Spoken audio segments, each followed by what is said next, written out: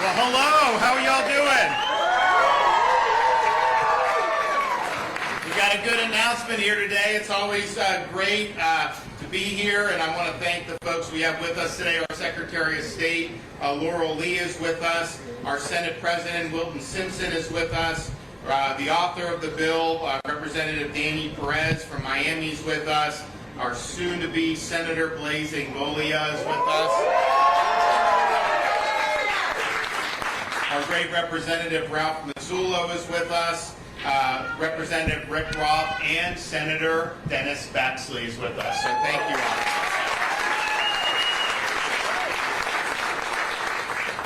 So we, if you remember, and throughout Florida, we've had some rough goes with elections over the years.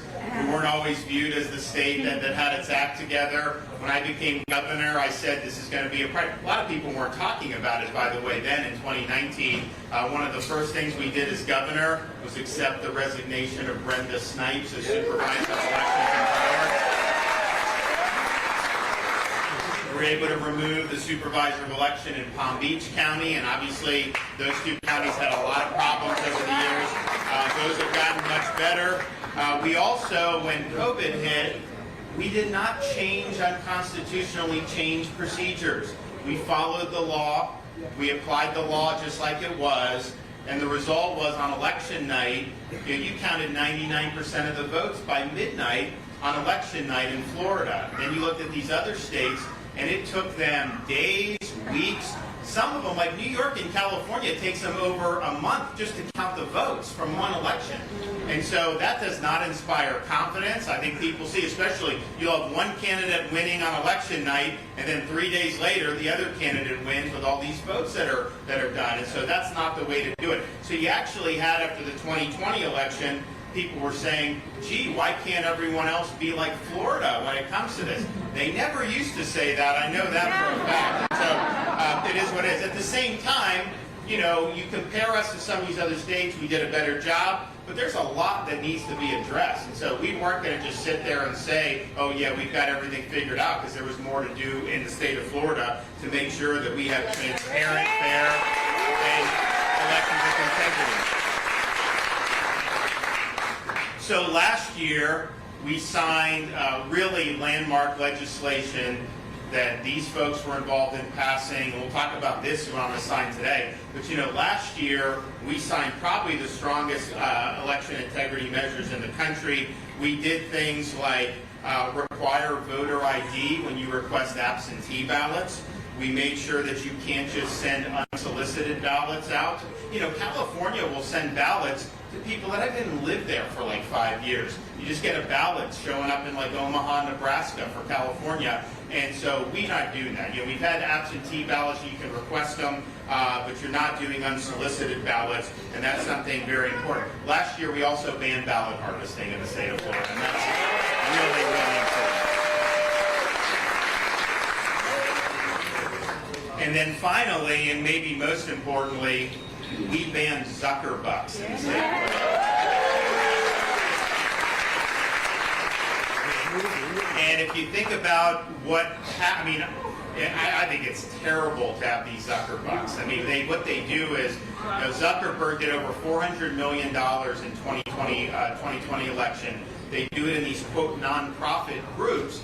But what the groups would do, they wouldn't run commercials or do that. They'd go to these local election offices. They'd give them millions and millions of dollars, but then they'd bring their people in. They would do ballot harvesting. They would do mass mail ballots. And so it was effectively these private groups commandeering the actual machinery of the elections. We had never really seen anything like that. That is totally unacceptable, and that is not the way you have elections with integrity. And so we knew that we had to act very strongly against Zuckerbucks. It's interesting, this is now getting more scrutiny in more recent months. It was not necessarily being talked about hugely when we did it in Florida, but we knew it was important, so we got ahead of it.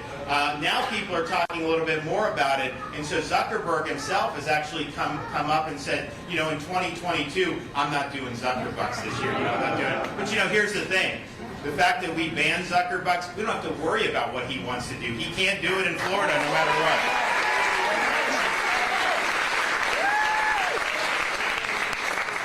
So we look to see, okay, where are we falling short in this year? What more can we do to increase election security and make sure we have a transparent, accessible process that people have confidence in? And so the bill I'm going to sign today really builds up the success that we had last year. And I think some of these things are going to be really, really significant. And so yes, last year we did ban ballot harvesting, but I think the concern was that would the penalties be severe enough if somebody's going around collecting and trafficking these ballots to get like a misdemeanor, that may be something that wouldn't be sufficient deterrence. And so in this bill, we actually increase penalties for ballot harvesting. Yes. We make it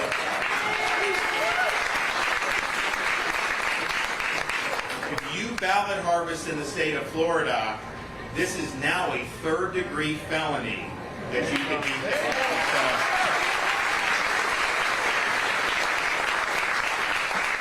I just think it's important. The secret ballot, you go into the polling place, you have a curtain or you have dividers, and you go and you make that choice yourself. You put it in the counter, and that's kind of how they do it. Well, when you do the vote, the absentee ballots, it sends to your house. We need to do our best to make sure that that is a secret, private process. And if you have someone that can go collect dozens of ballots across an area, you wonder, how did those ballots get into that individual's hands? And it creates a lot of problems. So I think we're taking a very strong stand against ballot harvesting. I think it's justified, and I think that people can have confidence that if someone's voting absentee, they actually got the ballot, and they actually sent it in. So we're very happy about that. And oh, by the way, last year's bill, which we got dinged on this one provision, we're going to win on appeal. But we got rid of these drop boxes in Florida where you just have drop boxes sitting around. Nobody knows what's going on. So you actually, you can just have like a box somewhere in the middle of town. And so in Florida, you can request absentee, you can send it in the mail, or you can bring it to an actual election site during the hours of operation. To just have these things sitting around, I think, was not good. And so they're trying to mess with us in court. But I can tell you, even people that are on the opposite side of this looked at that judge's ruling and they say that thing is going to get it reversed. And so I feel very confident that we'll be able to do that well. We also strengthened voter ID for the mail-in ballots. The Department of State is actually going to study ways to do more in terms of some of the envelopes that are going to be done. And I think that that's something that we need to do. I mean, if you're getting an absentee ballot, that means make sure that's your ballot. If you go in to vote, in the process, you show your ID to be able to get into the polling place. We want to make sure the same for the mail.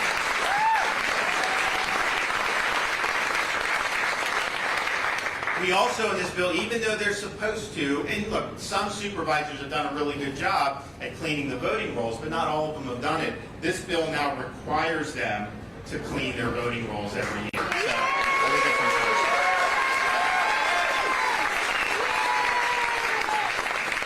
We are also, in this bill, broadening our prohibition against sucker bucks. And so what we did last year was say, okay, you cannot have private money going to the administration of the elections. But then what some of these elections officers were doing around the country is saying, okay, you can't do that, but we're going to take Zucker bucks for legal expenses or all these other things. So we've expanded it like, no way. There's not going to be any nook and cranny. You are not getting Zucker bucks and any of this stuff.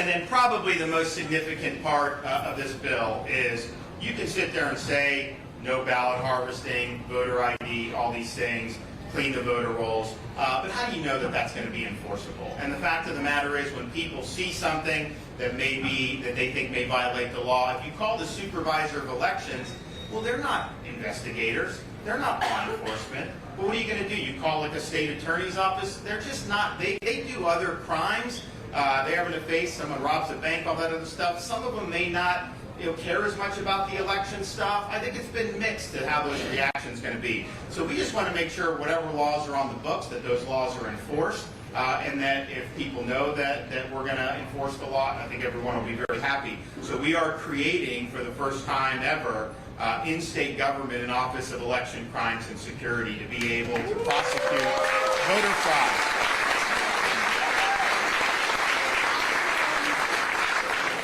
And at the end of the day, we want to be in a situation where everyone knows the rules. In Florida, this is very accessible to be able to do, and know the rules, know that you can go, vote in person, you can do absentee. What you can't do, collect a bunch of ballots and dump them somewhere.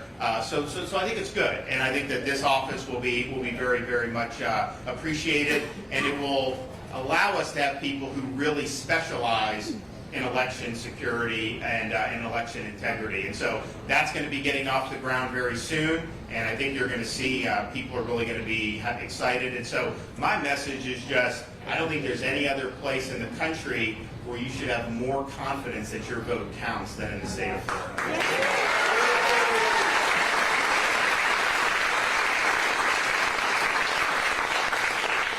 Well, we're happy to be joined. We've got a number of folks here that are going to be offering some thoughts on what they've been able to do. So we're going to bring up two of the key legislative leaders in this. First, Senator Simpson, then Danny Perez. This is not necessarily easy stuff to do. There's a lot of stuff that gets thrown around on these debates, and for 2 years in a row, Senator Simpson's been able to get across the finish line in the Senate in Florida two major pieces of election integrity legislation. So, Wilton.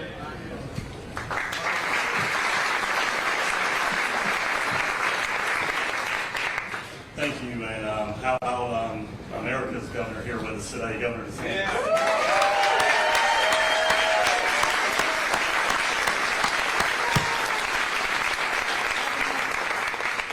The foundation of a free state and a free country are fair and secure elections.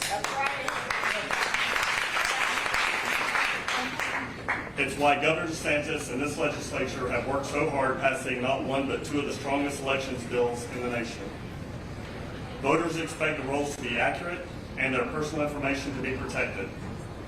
They want a clear process in place for investigating fraud and other irregularities so that every legal vote is counted. We have more and more people moving in and around the state every day, as well as more out-of-state groups attempting to influence the outcome of our elections. Our laws have to keep up with these changes. This bill sends a very strong message to those who want to stuff ballot boxes or manufacture votes. Stay out of Florida. Florida is free economically, Florida is free from indoctrination, and Florida will stay free because of fair, transparent, and secure elections.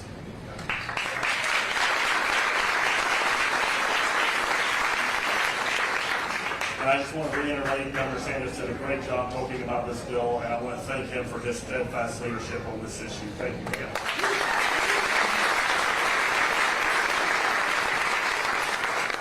Okay, joining us from down in Miami-Dade County is Danny Perez from the State House.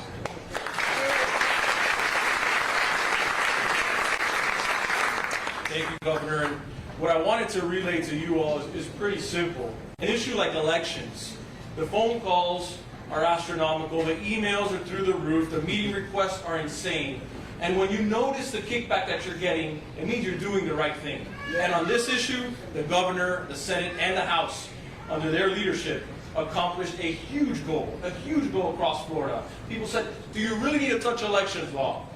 Yes, we do. Yes. Well, what are you going to do? I said, well, we're going to make sure that this state has the safest and most secure election laws in the entire country. Yes. And we are one step closer, and it is a step in the right direction under the leadership of these gentlemen behind me. So thank them. Give them a round of applause.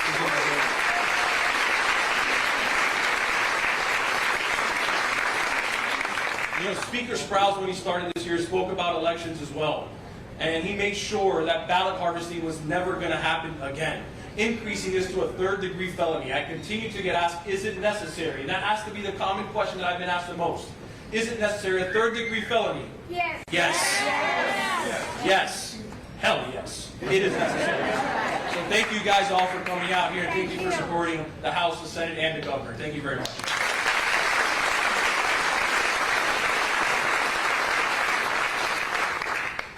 Okay, Secretary of State of the state of Florida, Laurel Lee.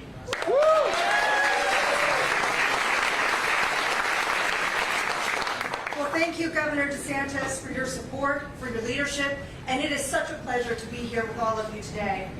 Particularly because I look out here and I see so many faces of Floridians who have come to Tallahassee to meet with me to talk about elections because they are so passionate about ensuring that our state has the right laws, the right policies, and the right leaders to ensure our elections are done right. It is a credit to all of you that you're so committed to our process. Governor DeSantis made elections integrity a top priority from the beginning of his administration, taking steps to ensure that we invested in modernizing our voting equipment, that we had the strongest cybersecurity defenses, that we updated our voter rolls, and that we were providing transparency to Florida's voters. As Florida's chief elections official, I share the governor's strong commitment to elections integrity. It is the heart of what we do at the Florida Department of State. Together with our 67 supervisors of elections, we work every day to ensure that our elections are secure, that they are accurate, and that they are timely. I am most excited about the establishment of the Office of Election Crimes and Security at the Department of State. This is a testament to the commitment of our governor and our legislature to ensuring that our elections continue to stay secure and continue to meet the highest standards of integrity. This office will allow us to do even more to work with our partners in law enforcement and ensure that we are able to investigate any allegations of fraud or impropriety, that we're able to investigate any physical threats to voters or election officials, and that we're able to keep our cybersecurity defenses strong. We want to ensure that anyone who comes to Florida to engage in elections-related activities is following our law. And we want every Floridian to know that elections integrity will remain a cornerstone of this administration.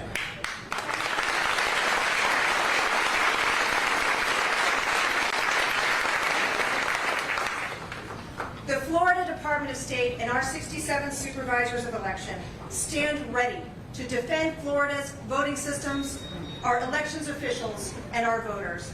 In Florida, we make it easy to vote, but hard to cheat. And we want to ensure that every Floridian can have confidence that in Florida, we do elections right. Thank you to Governor DeSantis and to our legislative leaders for ensuring that we have the support and the resources to continue to lead the nation in elections integrity.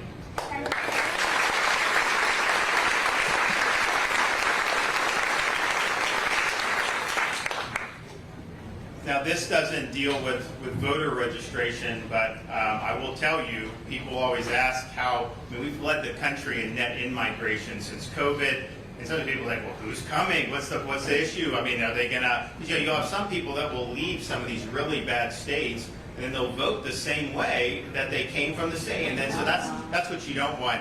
Well, when I got elected governor, there were almost 300,000 more registered Democrats in the state of Florida than Republicans. Today, there are over 120,000 more registered Republicans.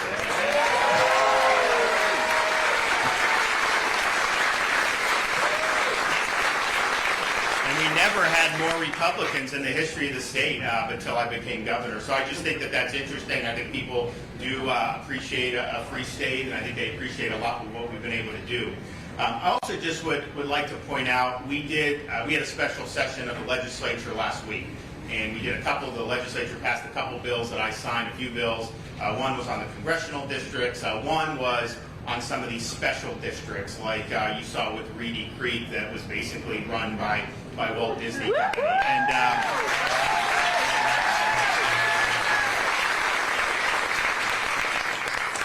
And that was really the first step in what's going to be a process to make sure that Disney should not run its own government.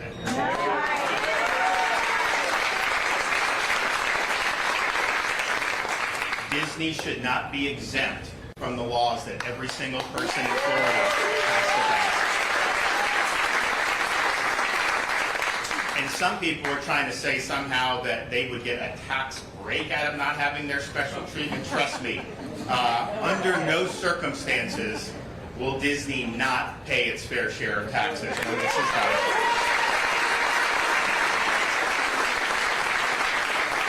People have also said that somehow, because they've been able to run up tax-free debt with these bonds, that somehow the bonds are going to get dumped on a truck note. Under no circumstances will Disney be able to not pay its debts. We will make sure of that. Do not worry.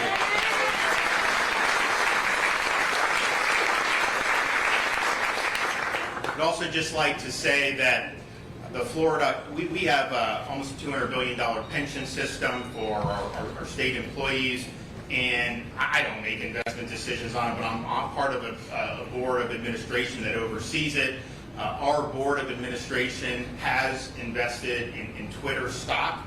And so last week they sent a letter to the board of directors just saying, look, Elon Musk is putting a very good offer on the table, and you better have a good business reason why you're not doing it, because if it's for politics, we're going to hold you accountable. Yeah. Well, I'm glad to say that it appears that the Twitter board of directors has accepted Elon Musk's offer.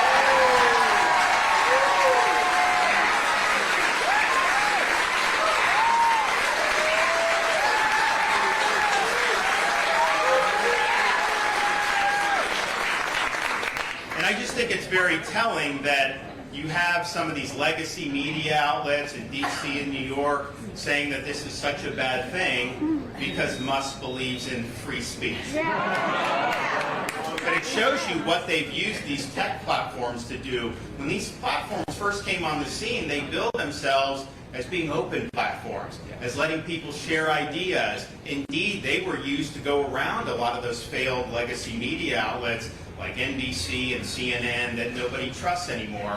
And yet it seems like over the last 5 or 6 years, these big tech companies, including Twitter, have gone from being open platforms to being enforcers of the narrative. Yeah. If you dissent from that narrative, you can be silenced. You can be deplatformed. If you report things that are inconvenient to the narrative, like the New York Post did with Hunter Biden, yes, they will take it down or freeze your account. If you do satire that bites too hard, like the Babylon Bee did, they will freeze your account. And so that is not healthy for a free society. And so my hope is that with Elon Musk taking this private, he's going to open it up and let people be able to speak. And here's all I know. The people that want to enforce orthodoxy and want to stifle dissent, they only do that because they know their ideas cannot stand scrutiny. They know that if people are able to speak their mind, that people will reject these phony narratives that they're always trying to shove down our throats. And so I think it's an important step. I look forward to seeing what ends up coming. I mean, not that it's the most important platform. There's a bunch of other platforms. But I think this is a blow for free speech. And I can tell you just from the shareholders' perspective in our state board of administration, we are 100% supportive of what the Twitter board of directors did to accept Elon Musk's offer.